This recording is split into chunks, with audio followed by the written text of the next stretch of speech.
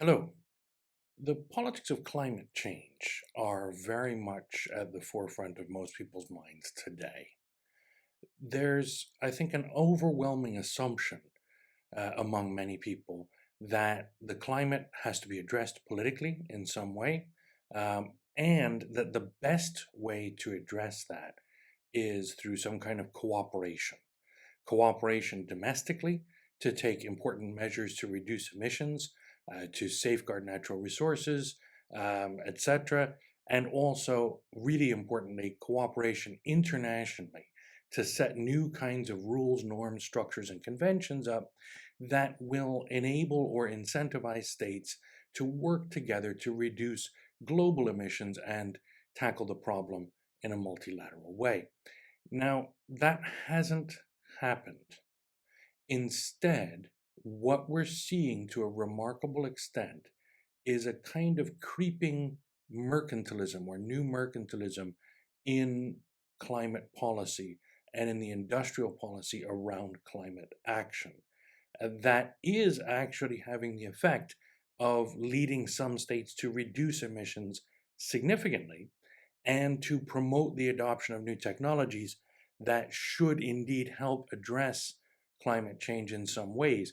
But it's out of sync in some fundamental respects with the existing sort of structures of thought and actually in institutions at the global level, right? So all of the institutions like the Paris Accords, the COP conferences that happen every year, United Nations conventions and discussions around climate change, all of these are meant to incentivize or promote cooperation, but what we're actually seeing is a kind of economic competition.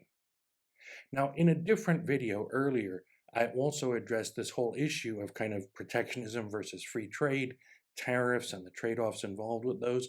And this is really a related topic because what I want to zero in on is what's happened with climate policy and the industrial policy related to climate change in two key countries that also happen to be the two largest economies in the world and the two largest emitters of greenhouse gases, China and the United States. Now, if we look at what China has done with regard to climate policy, China has enacted pretty stringent and increasingly rigorous and strident targets domestically for reducing emissions and for transitioning away from the worst kinds of technology and industries and towards newer technologies, greener technologies, etc. So getting rid of coal and adopting electric power, nuclear power, other kinds of energy sources, moving away from petroleum-powered vehicles very quickly towards electric vehicles, restricting individual vehicle ownership during this transition, and so on and so on. Now, what China has done very successfully in this field, and again, I had an earlier video talking about overcapacity, which is a related issue, but what China has done very successfully with regard to green technology is to put in incentives and subsidies domestically to induce producers to innovate and to make products that are saleable at scale in the domestic market. Now, some of this comes down to what engineers that I know talk about with regard to some of these products as a sort of a three-way trade-off between efficiency or performance on one end, cost on a second leg of this sort of triangle, and durability on the third, or ease of repair. And China gets the formula right again and again and again when it comes to producing things that are sufficiently inexpensive, sufficiently durable, and at least efficient enough or high performance enough to be really attractive to the domestic market in China, and also then really attractive to many in other markets around the world. Now, at the same time, there are restrictions on import and use of some imported technologies, but a lot of the imported green technologies are simply cost prohibitive for the domestic market in China. And this is how then Chinese products end up outcompeting a lot of those Western or Japanese or South Korean produced products on the international market later. Because they're producing at huge scales and low costs, and what they're providing is at least good enough to be attractive on those global markets, as well as much cheaper than their competitors. So this is a kind of a mercantilist policy. If we think all the way back to the roots of mercantilism, right, in France, in pre-revolutionary France, Louis XIII, Louis XIV era France, Jean-Baptiste Colbert, the finance minister, was very famous for figuring out a formula for making sure that more gold flowed into France than flowed out. And this is essentially the kind of policy, the kind of thrust of this industrial policy, which is to make sure that rather than spending money on importing technology to achieve the green transition, China is able to affect the same transition through the generation of new sectors, particularly manufacturing sectors at home. And that provides jobs, and it also creates new industries that then can become globally competitive, at least in some cases, which is sort of a nice byproduct of that. Now, for many years, countries like the United States, and especially in this case, the United States, were committed in a principled way to free trade and globalization, right? And this was actually a major shift for American politics in the late 1980s, early 1990s, with the adoption and embrace of a free trade agenda as a kind of key point of US policy. That is no longer, I think, really the consensus. Starting during the Trump administration and very much continued in the Biden administration has been an embrace of a different kind of industrial policy. Now, we could call that protectionism, but I think it's more subtle than that and also more important than that. So what we see with regard to green technology is really best sort of exemplified under the Inflation Reduction Act, which is kind of one of the two or three landmark pieces of legislation of the Biden years. And what that policy does is it sets up restrictions on importing technology in these important fields. It provides significant tax breaks, subsidies, and other incentives to domestic producers to scale up production of American technology in some of these key areas.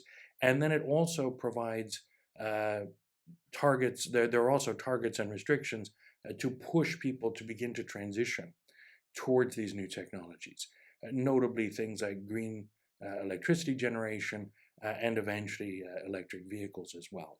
So the United States is also then promoting a similar kind of manufacturing rooted development of new sectors and adoption of domestic sectors with restrictions on imports. So both the US and China are kind of adopting this mercantilist line of how to get around solving the problem of climate change without destroying their entire industrial base or outsourcing all of the production of green technology to someone else.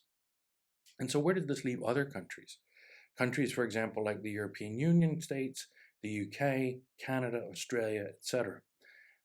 In Europe, and I would argue also similarly in countries like Japan or South Korea, there's a real dilemma because European states and those East Asian states are key producers and innovators of some of the same technologies.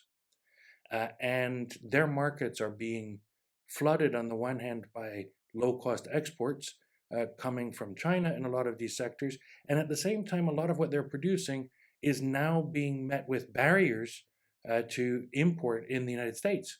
Right? So they're unable to export as much to the United States as they had been or would like to of these technologies, and they're not able to restrict the flow of imports coming from China. There's a great deal of anxiety in many of these countries about their sectors also losing out. But these are also the states that are most firmly committed, I would say, to transitioning most quickly towards green technology. So they have a real dilemma, and it hasn't actually been sorted out just yet, certainly not in a coordinated way. These are also slightly smaller states and economies, certainly than the US or China, and therefore it's harder for them to act unilaterally, any one of them, in this kind of policy area. And there's a greater necessity for coordination, which I think the European Union is working towards, but that's not a guarantee that they'll get there, and certainly not a guarantee that the UK or by any stretch Japan or South Korea or others would actually sign up to those same policies or standards.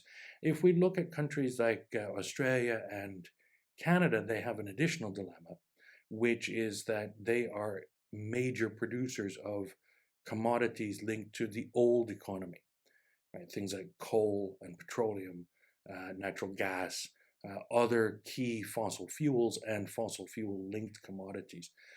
So it's even more difficult for them to make the transition, as well as to redirect their employment and income generating models away from fossil fuels and towards these new industries. They're also even smaller economies than most of the major European economies or Japan or South Korea. And so it's quite difficult to meet that challenge. And so this rise of climate mercantilism, I think, is really important to chart, because what it signals is that the cooperative model isn't taking root, at least not involving all the most important players, that this competitive model actually can be effective, but that we're going to have to adjust both global institutions and domestic political um, perspectives in order to deal with that reality of kind of climate politics in a way that will lead to climate solutions. Thank you.